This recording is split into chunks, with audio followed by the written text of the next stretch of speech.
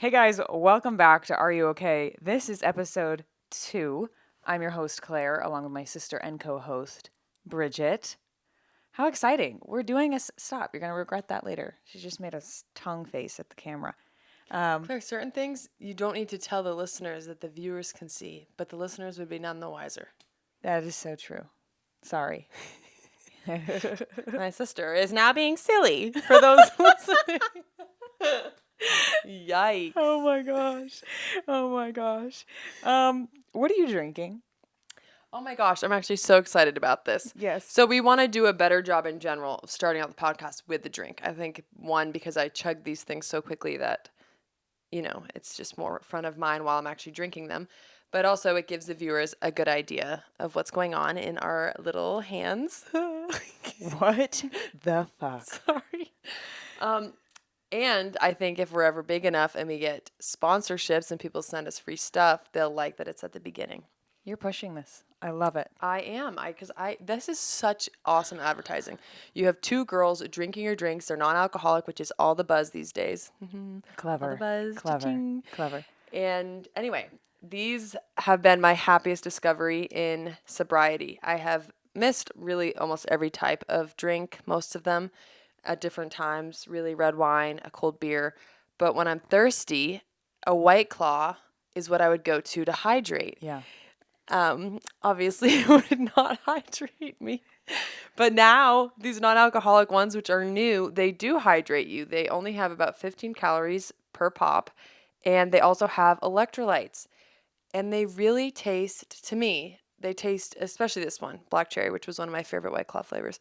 They taste the most like the drink because wine, they can't do it. Some of the beers they can. Yeah. Anyway, solid 9 out of 10. I love these Yay. things. When we have them in the house, I pummel through them. I think the lime flavor you have is awesome. And then the black cherry is really good.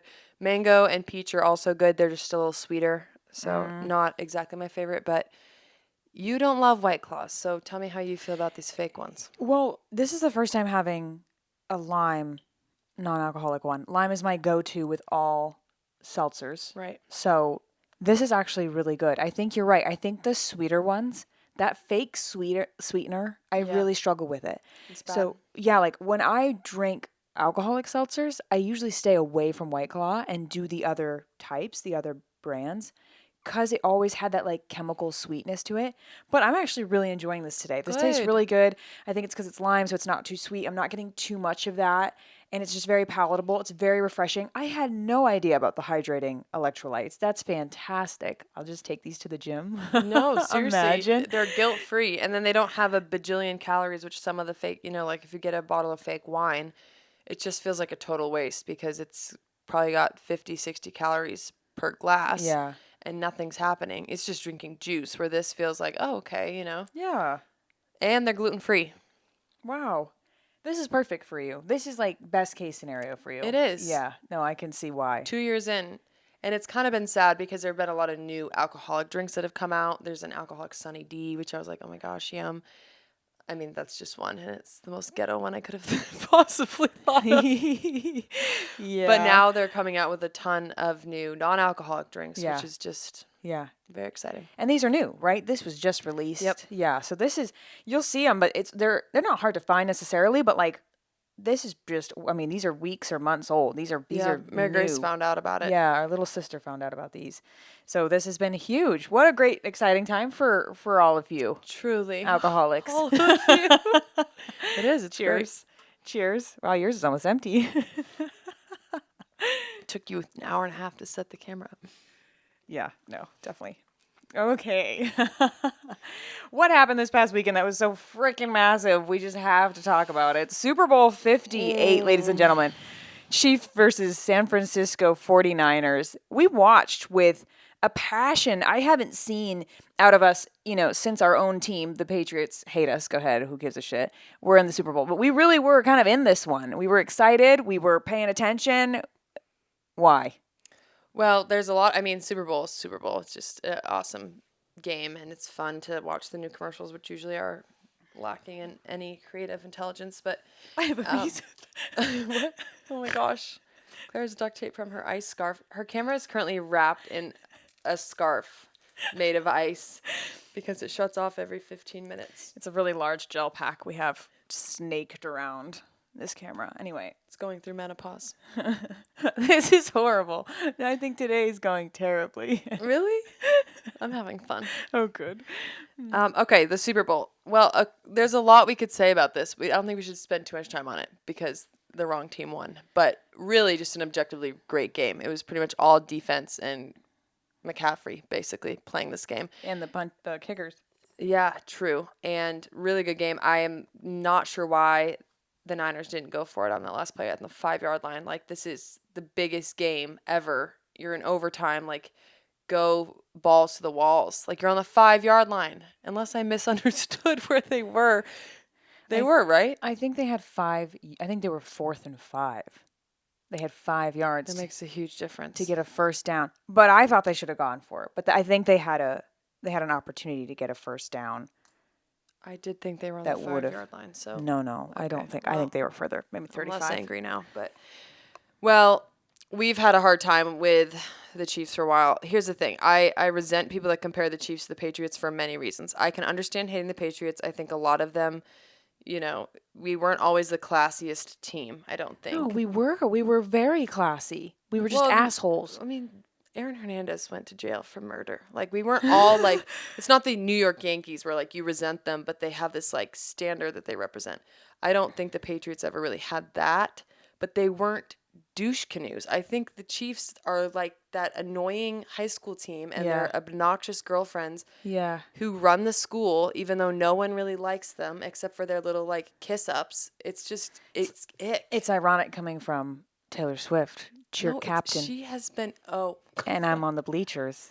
oh, that is Claire. Other people have. I didn't come up with that. It's, Wow. Yeah. No, I mean, she's given cringe from the beginning. IMO. Well, I think with the Patriots, obviously it was a dynasty. It was a massive dynasty. It's easy to hate a team that wins and wins and wins, and obviously cheating allegations and all the deflate gates and all that hoopla. Forgot about that. Yeah, so like people have reasons to be Yeah, like, not oh, classy. Tom Brady's a douche. But the Patriot way, there was an energy to that I thought was more classy with Bill Belichick and Robert Kraft. Totally. But then you have the Kansas City Chiefs. I like Andy Reid a lot, but I do get vibes from Travis Kelce and Patrick Mahomes that are just like, we're still in high school. We're running this campus. We're the shit. And so it's frustrating. But then you look at maybe what was big for me was the contrast. Someone like Brock Purdy, someone like, Totally. this team that just had like a calmer, kind of more soulful presence. Humble. Humble. There's just, more humility. And you're just like rooting for the They good weren't guy. pummeling their 70-something-year-old coaches because they were on the sidelines. Yes, Travis That's so Kelce gross. attacking Andy Reid. Red flag. I mean, if I'm Yes. Taylor Swift, first of all, it's probably her type, but like, run for the hills. You're terrible. I do not like her. I've never liked her. I think she is one of the most overrated per dollar artists ever. I agree with that. Like if I'm looking at objective creativity, Talent but to dollar signs. But let me tell you this, when it comes to the world of business, all you have to be able to do is market yourself. And nobody markets herself better than Taylor Swift, which is how you can take a C- product and be an A+ millionaire. Well, then she gets credit for that, but the rest is just cringe. She does the most. Okay. Are we going to regret this someday I would say this all to her face at a party. Yeah, you would. And I'd be there. I just wouldn't talk to her at a party. That kind of crowd where everyone's holding on to her, swapping turns, being in the seat next to her, hanging off her arm, like it is. I have seen people like that at every level of life, mostly in high school, and it's just like ick. You avoid people like that. Oh yeah, because none of them are actually sure of the friendships or of themselves. It's just it's cringe. It's insecurity at its finest. And it's palpable. We can see it from the screen.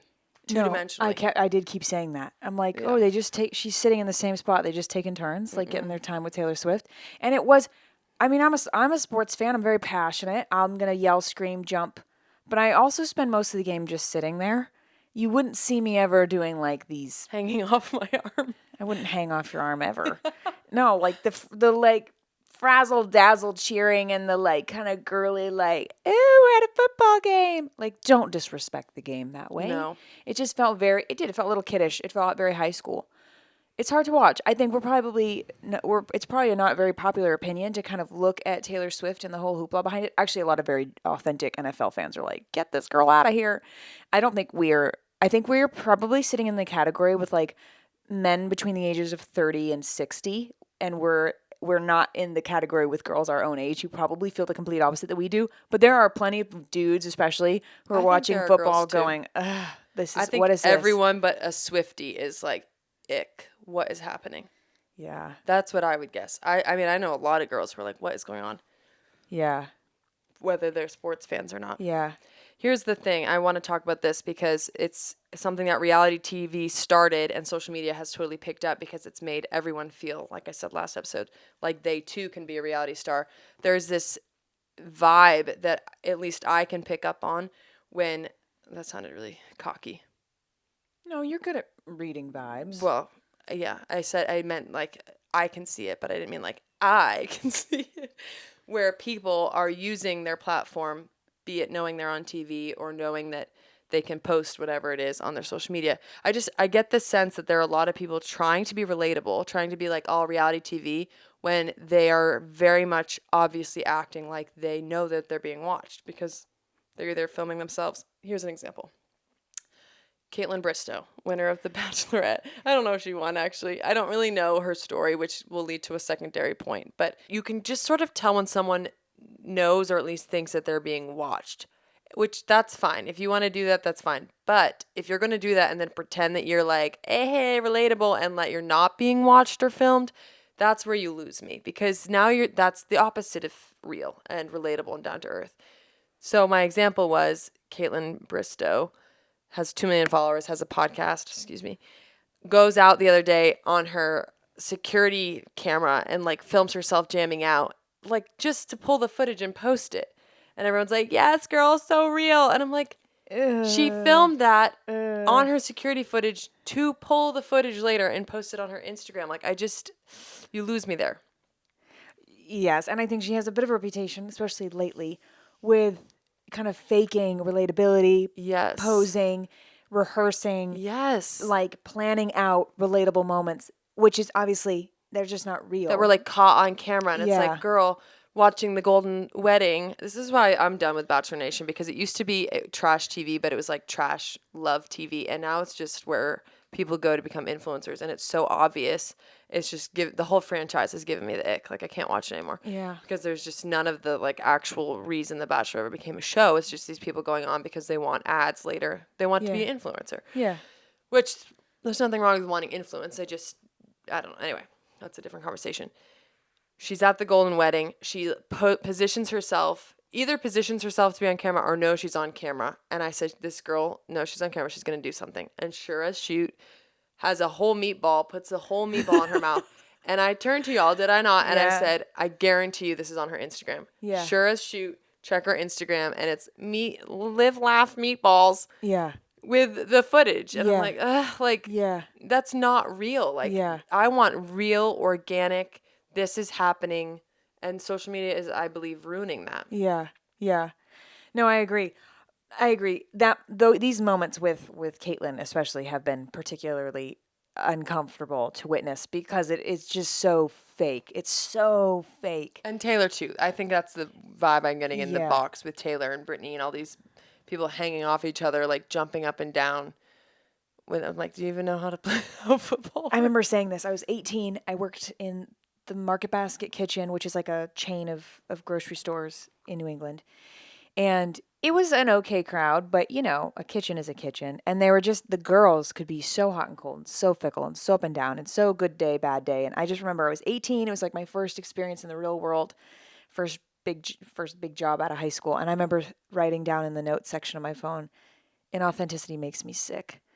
Because I couldn't. I love that. I was like, I just was witnessing so much just like, bullshit and like good days, bad days, cringe. Yeah, Yeah. And it was just like, cringe. it just boiled down to like feeling kind of like icky about people. And like, just, it's a lack of like genuineness that just makes it really hard to trust people. Yeah. That's big for me. Yeah. It's like, when you're this energy of like, fake or really kind of showy and goofy and happy all the time. Like Taylor just gives off kind of like this false energy. It's like, I don't trust you. Right. I don't trust you. I'm not getting like just a really even keeled, genuine, honest vibe from you at all. And I think that influencer on social media, that type of influencer, that's what I'm getting. It is like you're always being watched, which means you're acting like you're always being watched, which means you're always put on. It's calculated. Yeah, it is. It's just like hard to trust. And then you actually get people like that in real life.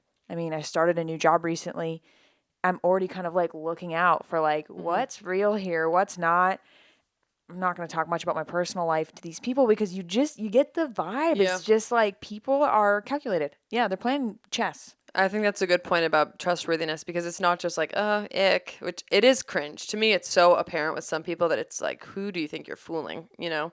But it does fool some people, obviously. Fools millions of people. Yeah, clearly. Because there are people who are like, yes, girl. So, I mean, Swifties run the world. Yes. Like, okay. Yeah. But yeah, if you can't even be real to yourself, like onto thine own self, be true. If you can't even just present yourself in a way that's organic, and not that, I mean, everyone has insecurities. I have certainly been in situations where I'm like, what? I don't even know myself in situations when I've acted away, and you can get triggered or just super uncomfortable. Oh yeah. But when it's kind of your public persona and you have a huge public persona and people fall for, it's just kind of sketch. I don't really understand it. Yeah. I had another point, but I don't remember it. Well, I mean, we're obviously like we're putting content out there. You know what I mean? And so to make a general statement, like you said last podcast, you're like influencers shouldn't be influencers, and I was like, what did you mean by that? Because we don't want to be influencers in the way it's known, but we're obviously trying to put out content, and we're using the same platforms that these people use, and we're cringed out by them, like. Obviously, we're trying to be so genuine and so chill with our content. But like, what did you mean by like influencers? Because I felt a little embarrassed. I was like, aren't we influencers all of a sudden? But that I feel 62 of you are following us. Oh dear.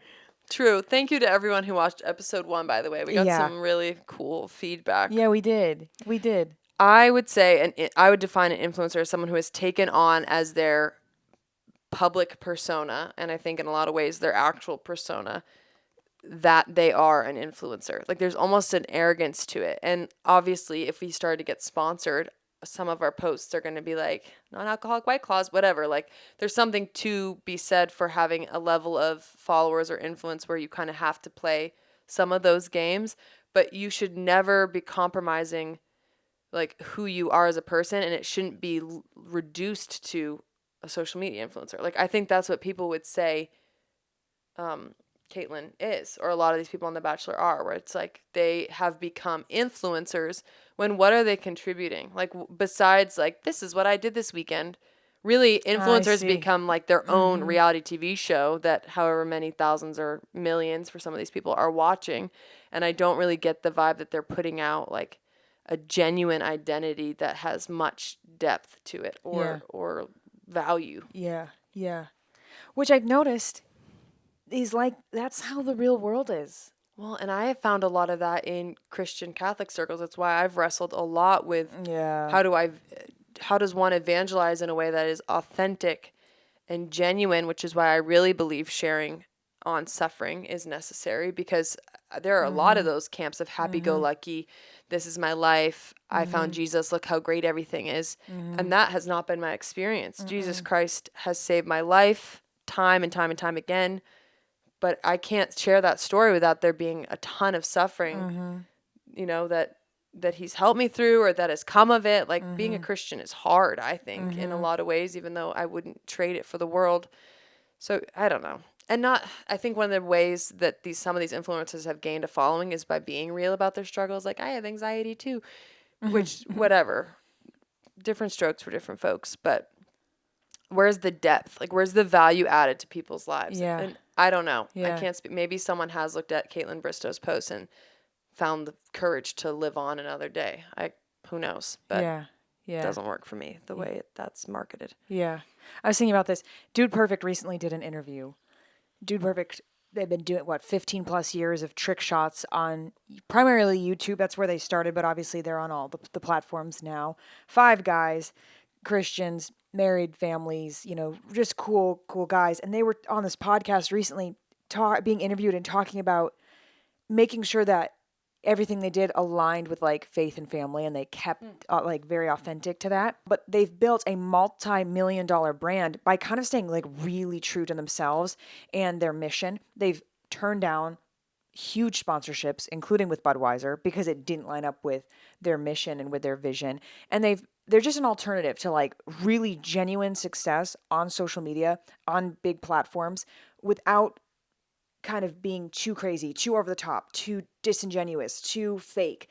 They're hype, they're exciting, they're obviously really sports focused, and they've created great, amazing content with that. But they've just stayed in their lane the whole entire time, and it's like it's just proof that there is a really genuine, down to earth, grounded way to create content. It's possible to brand yourself that way, to influence that way. Be an influencer. Like, be an influencer, be a content creator. Like, that's amazing. But like, make sure you stay like rooted in your mission, stay focused in the vision, and like, don't feel like you have to be fake or false, And that I trust them. I feel like I could have a beer with those guys. Well, probably not a beer if they're not, well, they would have a beer with us, but like, like, I feel like I could, like, you get a burger and fries with those guys, and, like, that's genuine, right? Right. So I've said it before in, like, our day-to-day relationships, but, like, honest communication is an honest connection. And the way you communicate on social media is the same way. That's you could build honest connections on social media simply because you're communicating honestly. I think Dude Perfect is an amazing example of that.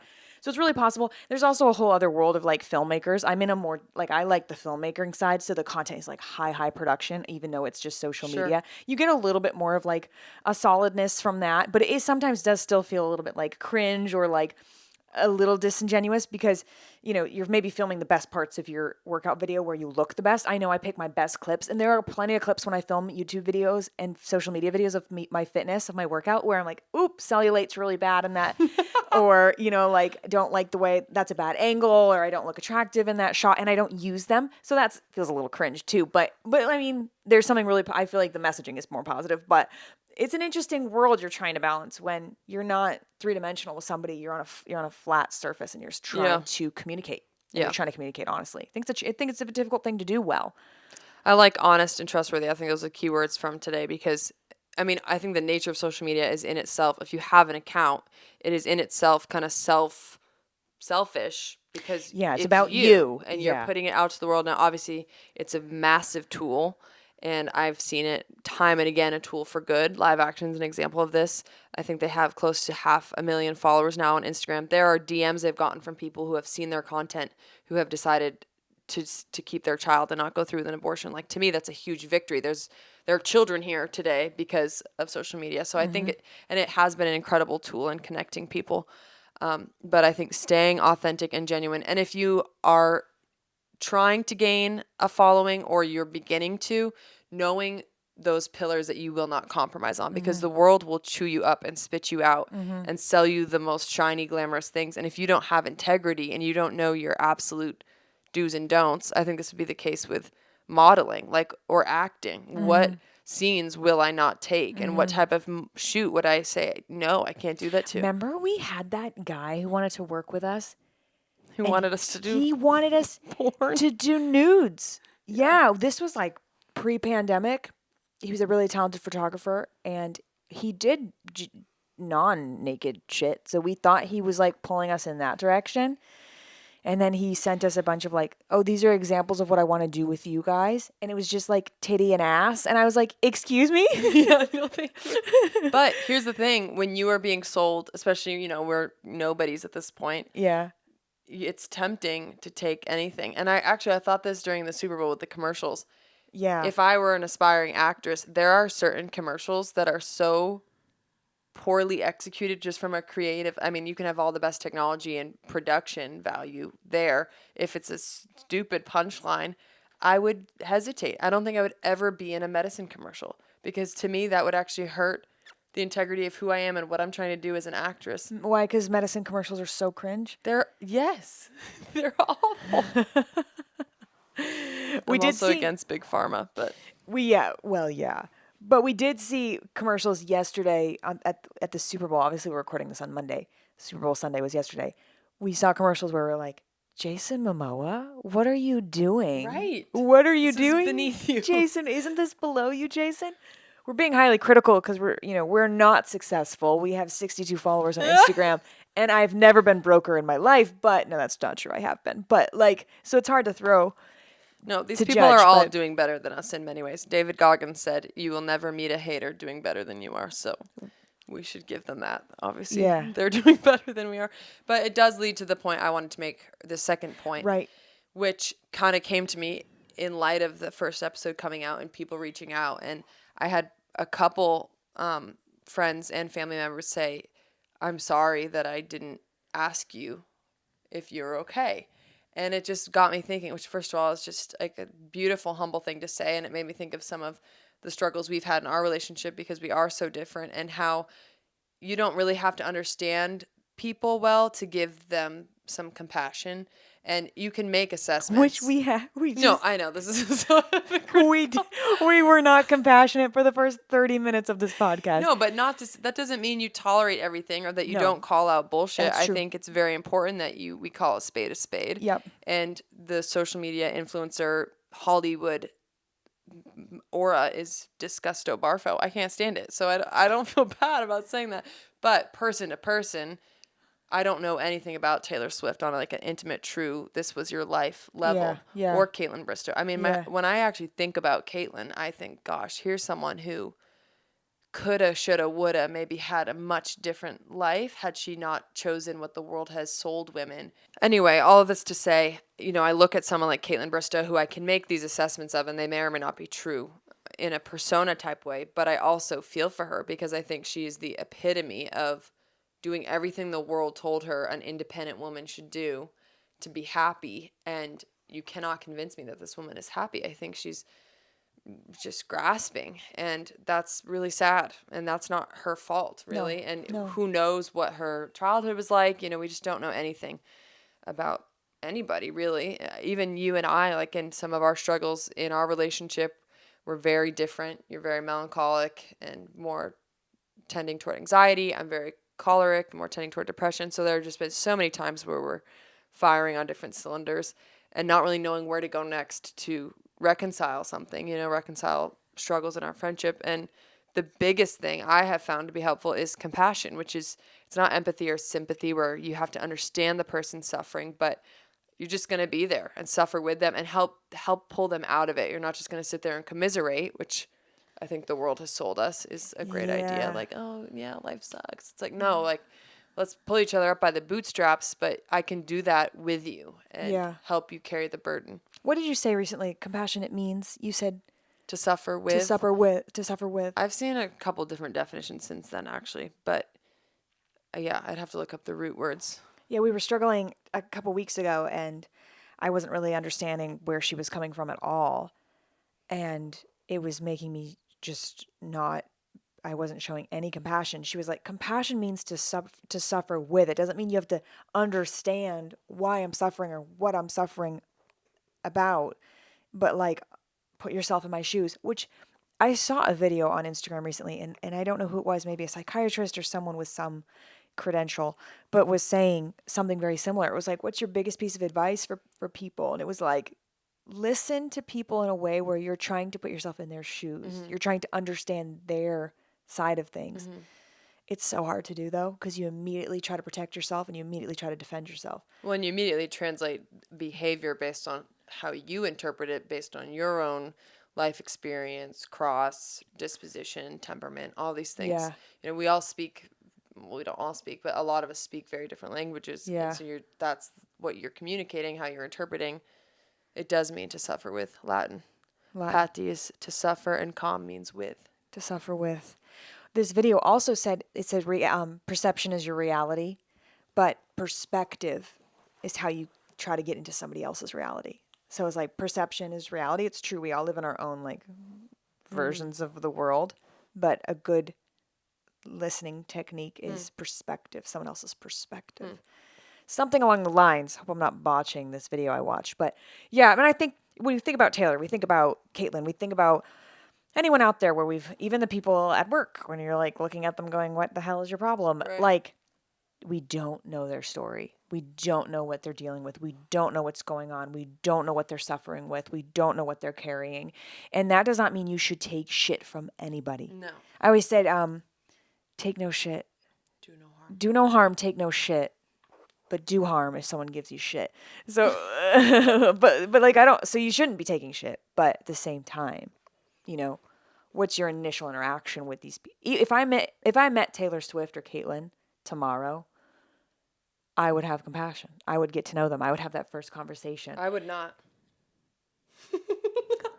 No, I believe you. No, I don't think we owe them that. And that's, Yeah. I think that's the difference between making assessments and judgments of people, which we've gotten better at, I think, in healing. This is like the great paradox of being a Christian and healing, is that you should get to the point where there is compassion for everyone. That's a big part of recovery, is that we're all sick, basically, is the premise. So, like, how can you possibly hold people responsible for things they did 20 years ago if you've done things these past 20 years that people have had to forgive, you know? And that's very true. But at the same time, to stop repeating patterns of, like, I would not be Taylor Swift's friend or Caitlyn's. But No, I would not be their friends. I don't think compassion would necessarily mean giving them the time of day. I'm just saying for my own self. I don't know. Maybe I'm saying two very hypocritical things or paradoxical things. No, Like- no, I respect you so much. You're no bullshit. I'm definitely the kind of person who's gonna go up to someone in a bar and be like, "Hey, nice to meet you. Yeah, I'm Claire." You probably, Really? if Taylor Swift or Caitlyn was in a bar, I probably would give them that initial conversation. But you wouldn't go out of your way if you ran into them. I'm saying if I ran into them, Yeah, I would be kind if I ran Yeah. into them. but I would never go out of my way think. to meet these. We're spiraling right now. We are. Well, I think I'm feeling a little self-conscious that we did spend the first 30 minutes trash talking people, and then now we're talking about compassion. I think maybe the balance to it all in life, to relationships, whether that's in person or how you look at someone on social media, is this combination between an accurate assessment and doing what you will with that accurate assessment, trusting that accurate assessment of somebody, Being wise with it. and being wise with it, but at the same time having compassion. And I think both of those things are possible. And today at work, I looked around and I was like icked out by some people, and that's fine. I think I read them right. I think I know how I'm going to respond moving forward with these people, but I'm not going to be an asshole. And there's the art right there. And there were times in my life I was just an asshole, accurate and an asshole. And there are times in my life I was inaccurately reading people and a pathetic piece of shit that was being used. Let's find the balance between accurate assessment of people. How do we respond to that with wisdom? And how do we also have compassion? It is possible to have both. Read the room, read the people right, trust your gut, and be compassionate. There is a total way of being that way. And that's the edge. Yeah. That's confidence. That's calm. And that's honest connection. Yeah. Well, and that's the right Christian thing. That's what Christ did. He met people where they were at. He didn't let them stay where they were at if they were in error, which he didn't do that because he was judging them. He did that because it was for their good that they get out of the dirt that they were lying in. But I think the "Are you okay?" question, which is ironic because, we came up with the title because of a past anecdote, it related to our past, but it already in 1 week of having this podcast has kind of changed the way I want to do things, because I remember I put out a post a while back about the trans movement and how, in my estimation of things, what I've seen, especially from the stories of detransitioners, is that there's this very powerful movement, the left, that has pressured people into, or really has hijacked confusion and gender dysphoria and pushed something on children and parents and pushed transitioning. And I made this post and a family member reached out because it had really greatly offended them. And I thought of him right away when I got the text from a friend today about how this friend had said, I never asked you, are you okay? And I'm sorry. And I thought of this family member because that's really what he was trying to say, is like, we're forgetting that people sometimes in these sweeping policies, or even in the first half of this podcast, they're, at the end of the day, we are all broken human beings in a place that is not our eternal home. Yeah. And the world would maybe be a little different if we started with that question. Are you okay? Yeah. I agree. Cheers to that. Cool. I feel like I've already learned stuff just from talking out loud. Yeah. No, it's been good. And obviously the feedback from the first episode we're grateful for everyone who watched and listened and had something to say. Like, we learned a lot from those comments. We felt inspired by some of the positive things people were saying. Some of it was constructive, which is also really helpful. So Mom said I showed too much leg. yeah, Mom didn't like Bridget in the shorts. Yeah, but she said you are a natural. Just stop showing your whole She entire was right. I leg. agreed. Now look at you. You're in church clothes. Should we do our songbook We cinema? should. We're gonna wrap up episode 2, songbook, cinema, or show. I have to say show, Bridget. Cinema is a movie. Okay. I can't. Technically speaking, I can't. Okay. You're the techie girl. Oh no. You start. I'm gonna start. Yeah. So another song. I just love music, so I always just do songs. I'm also not really watching any. I'm also not really watching any shows lately or anything like that. The song is "This Is What Winter Feels Like" by Jake. He spells it JVKE, but I believe his name is Jake. It's kind of going viral. It's kind of beginning to trend. You're gonna start to hear it. It's gonna be one of those songs that you get sick of. But go download it and listen to the whole thing before you get sick. Okay, I will. Before you get sick of the little snippet that's gonna get really big on social media, go listen to the whole song. It's great. It's beautiful. It's fantastic. Interesting title. This is what winter feels like. I love it. Great song. Fun for the car ride. I'll listen. Yeah. Okay, I have 2. Well, one is this stick because I don't want people thinking I'm smoking Oh weed. yeah, we have these like little vape pens that look like actual vapes, but they're not. Vitabar, myvitabar.com. Mary Grace found these. She's big on all the life hacks. Shout out to our sister, our kid sister. Mwah. Okay. Anyway, they have different sticks. I think it's mostly psychological placebo, but they have different sticks for different effects, and they have various vitamins. This one is Boost, which is just supposed to, whatever, it tastes like Pez. I don't know what it's supposed to do. And it has a couple things in it that I cannot pronounce. Energy, right? The caffeine. No, that's the caffeine. energy one. I have an energy one that has caffeine and some vitamins in it. This one has some vitamins and lysine and theanine. Yikes. I don't know. It's just fun. Yeah. Cute. Great aesthetic too. The little matte finish. Yeah, Super smooth, big easy fan to of the matte hold. finish. I used to have an actual, I used to vape only when I drank and would go out on the town in Old Town, Scottsdale, Arizona, and I would drink and I would actually vape with a vape pen, and I loved it because I would just make my voice really raspy. Oh my. That was horrible. That's what I love Anyway, cigarettes for. So this is I don't really hit this very often, but mine's just fun. Mine's You just know, like chain hitting vitamins. it. Vitamin C, D, Vital. Sorry. That one's vital. vital, B, A, and C and D, and a coenzyme Q10. myvitabar.com if you're interested. If you're interested, guys. Can't vouch for its health effects, either negative or positive, but they do Yeah, taste kind of good. and they're fun. They are fun. Okay, my cinema of the week is the Planet of the Apes series. Funny. Phil and I have been really on them. I'm actually not sure how into them Phil is. I think he's just a Supporting sweet man. you, And yeah. I've always been fascinated by chimps and monkeys. They kind of freak me out, but there's just something so interesting about them. Like at the zoo, that was always where I would want to stay and just watch them because they're fascinating Yeah. and so weird. Yeah. And then I saw part of one of the Planet of the Apes on an airplane once and then never watched it again. And then one day, that's what Phil and I decided to watch. So we've seen the first 3. There's a 4th one coming out in May that looks very psychological warfare fairy. Basically, like the head chimp dies in the 3rd movie. Oh, Sorry. Anyway, he dies in the 3rd movie. So the 4th one, I think, is about the evil guy who takes over the chimp kingdom after him. got it. Anyway. Yeah. Interesting. Yeah. She asked me to watch with her one night, and I was like, I couldn't think of something I would like want to do less. I know what you mean. I couldn't. Absolutely not. I was like, no. But then you started playing it, and I was in the kitchen, and It's I fascinating. kind of was hooked for a second. I had too much to do. I had to go upstairs and get that done. But that night, I was like, I'm intrigued. They do a good job of putting the sensors on people, and because that's what they had. They had actors Yes. play these monkeys, and then they just look realistic enough that Yeah. it's kind of moving. Yeah. I don't know. Yeah, it's cool. I think I need help. but anyway. Interesting suggestion. Cool that they're coming out with a 4th one. I think it was either May 10th or May 13th, if I'm remembering the commercial right. I think it was May 10th, and Mom sent me a picture of it, and I thought, this is getting embarrassing. That family's sending you People know pictures, I'm watching this series. telling you to watch this movie. Exciting there's a 4th one. Funny that you just got into it and now you have I a few months know. to go before you get to go to the cinema Cinema. and watch the 4th one. Phil That's said fun. he put it in his calendar. That's so cute. Phil's a good boyfriend. Loyalty. He's downstairs waiting for us to finish this episode. Fantastic.